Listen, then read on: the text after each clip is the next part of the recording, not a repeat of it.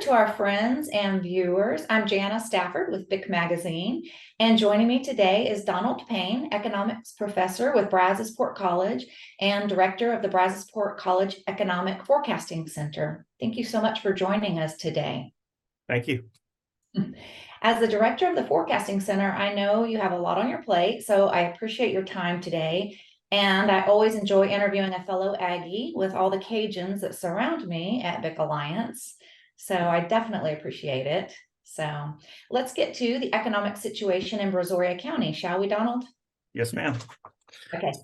Can you please give me a brief overview of the difference between the leading and current economic indicators for our audience and how that helps come to some of the conclusions you have? Okay, so leading economic indicators are exactly kind of what they sound like. They're trying to forecast future economic activity within the local economy.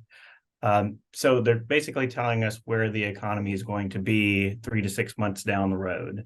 The current economic indicators aren't used to predict any future economic activity, but they're used to gauge how the current economy is performing right now.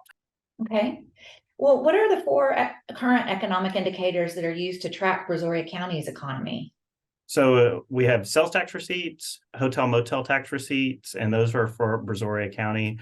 Then we have the inflation rate, and that's for the Houston area. We don't have a local like Brazoria County inflation rate available through the Bureau of Labor Statistics. And then the last one is Brazoria County employment. I know Brazoria County has Dow, Olin, BASF, Schlumberger, and P66 facilities in the area. How do you feel these companies specifically affect the residents and the community as a whole?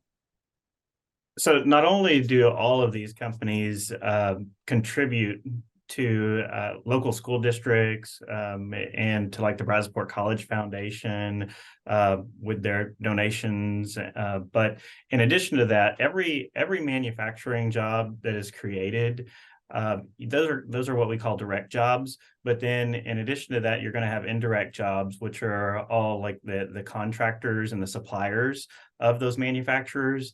And then in addition to that, we have what's called induced jobs. So all those direct jobs that are people actually working out at the manufacturing plants. And then those indirect jobs are the suppliers and the contractors of the plants.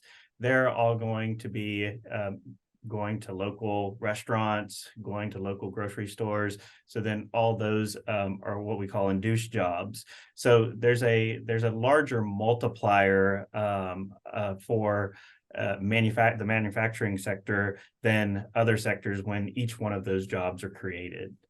Donald, where do you think the local economy is headed in the future by using the indicators that you've mentioned? So if we're looking at the future, then we're looking at the leading economic index. And the leading economic index is interesting because it's been above the 6-month moving average for the last 2 months, which would indicate that the economy is going to be growing moving forward. But the 12 months prior to that, the leading economic index had been below the 6-month moving average, which is projecting slower growth.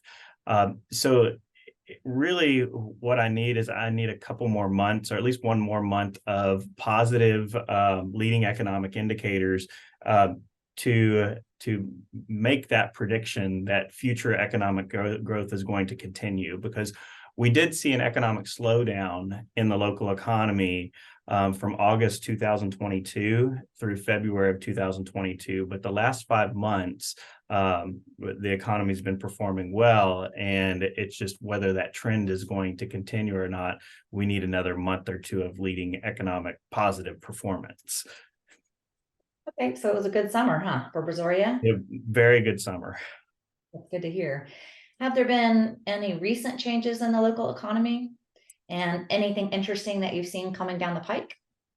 So during COVID, there was a moratorium put on foreclosures, so to keep people in their homes, and that moratorium expired last year. So I expected to see foreclosure notices spike up a little bit since now those foreclosures that could not occur would move through the pipeline. And I haven't seen that, and I've kind of been surprised that we haven't seen that uptick of foreclosures.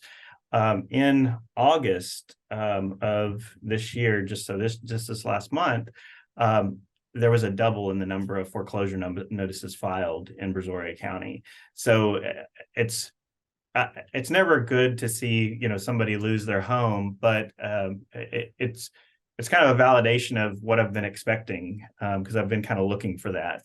So that's kind of new data that has come in over the last year that we've kind of been expecting. Well, have you heard any word of new manufacturing companies coming your way? Our audience would be interested to hear if you have any news. So if you drive up 288 over on the left-hand side as you approach Rosharon, you'll see a new factory out there being built. So there's a medical glove manufacturer, Maxter, that is building a factory that's going to create at least 1,000 jobs in Brazoria County. And then in addition to that, that's the only project that I know for sure is coming to the area.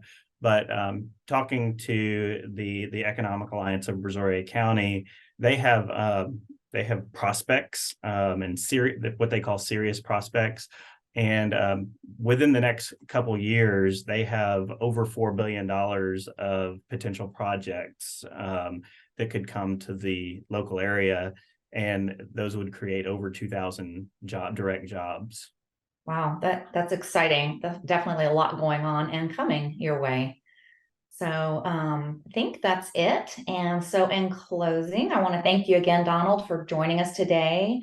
You've given us a nice window into what's happening in the Brazoria County area, and our audience certainly appreciates it. As always, we are most grateful for our audience. Please like and share this recording with colleagues. And for more industry news, videos, webinars, and podcasts, visit bicmagazine.com. And remember, it's what we do together that counts.